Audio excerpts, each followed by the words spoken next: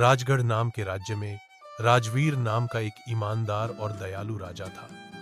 उसके राज्य में सुख शांति थी, लेकिन वह चाहता था कि उसके बाद भी राज्य किसी अच्छे और नेक इंसान के हाथों में जाए। एक दिन उसने पूरे राज्य में ऐलान करवाया, जो कोई भी अगले महीने मेरे पास सबसे अनोखा और सच्चा तोहफा लेकर आएगा, वही मेरा उत्तराधिकारी बनेगा। लोग हैरान थे। अनोखा और सच्चा तोहफा, इसका मतलब क्या है? किसी ने सोचा सोना चांदी लाएंगे, कोई हीरे जवाहरात लाने की योजना बनाने लगा। राजा ने अपने सेवकों से कहा, हर उस व्यक्ति को जो इस प्रतियोगिता में भाग लेना चाहता है, यह एक एक बीज दे दो। अगले महीने वो जो भी उगाए वही उसका तोहफा होगा। राज्य के लोग खुशी खुशी बीज लेकर घर गए। गांव के कोने में रहने वाला आदित्य नाम का गरीब लड़का भी इस प्रतियोगिता में शामिल होना चाहता था। वह मेहनती था, लेकिन उसके पास बड़े बर्तन या महंगे गमले नहीं थे। उसने एक पुरानी मटकी में मिट्टी भरकर वह बीज बो दिया। रोज पानी देता, धूप में रखता और पूरी देखभाल करता, लेकिन हफ्ते बीत गए, बीज से कुछ नहीं निकला। आदित्य ने सोचा, शायद मैं पानी ठीक से नहीं दे रहा हूं या मिट्टी खराब है। उसने कई बार मिट्टी बदली, जगह बदली, लेकिन फिर भी मटकी खाली रही। इधर बाकी लोग बड़े गर्व से अपने अपने गमलों में उगे सुंदर पौधों की तस्वीरें दिखा रहे थे। कोई फूल उगा रहा था, कोई हरे भरे पेड़, तो कोई रंग बिरंगे पौधे।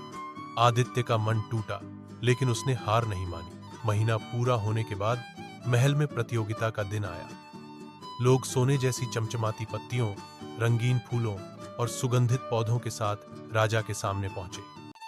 सबसे आखिर में आदित्य आया, हाथ में एक साधारण पुरानी मटकी और उसमें सिर्फ मिट्टी, कोई पौधा नहीं। लोग हंसने लगे, ये भी आया है राजा बनने। देखो, मटकी में कुछ नहीं। राजा ने सभी से उनके पौधे देखे और फिर आदित्य को बुलाया। बेटा, तुम्हारे पास क्या है? राजा ने पूछा। आदित्य ने सिर झुकाकर कहा, महाराज, मैंने वही बीज बोया जो आपने दिया था। रोज पानी दिया, देखभाल की, लेकिन वो अंकुरित ही नहीं हुआ। कई बार कोशिश की, लेकिन कुछ नहीं होगा। इसलिए मैं झूठा पौधा लाने से बेहतर आपको सच दिखाना चाहता था। राजा की आंखों में चमक आ गई। उसने सबके सामने घोषणा की, राज्य का अगला उत्तराधिकारी आदित्य होगा। सब चौंक गए। राजा ने मुस्कुराकर कहा, मैंने जो बीज दिया था वह उबला हुआ था, उसमें से कुछ भी उग नहीं सकता था। जो लोग यहाँ पौधे लाए हैं, उन्होंने झूठ बोला और दूसरा बीज लगाया, लेकिन आदित्य ने सच का रास्ता चुना। राज्य को सोना चांदी से नहीं, बल्कि ईमानदारी से चलाया जाता है। राजा ने आदित्य के कंधे पर हाथ रखा और कहा, सच्चाई मटकी में भले खाली दिखे, लेकिन उसमें विश्वास और सम्मान भरा होता है।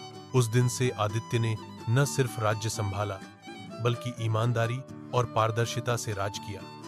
राजगढ़ आने वाले वर्षों तक सबसे सुखी और समृद्ध राज्य बना रहा।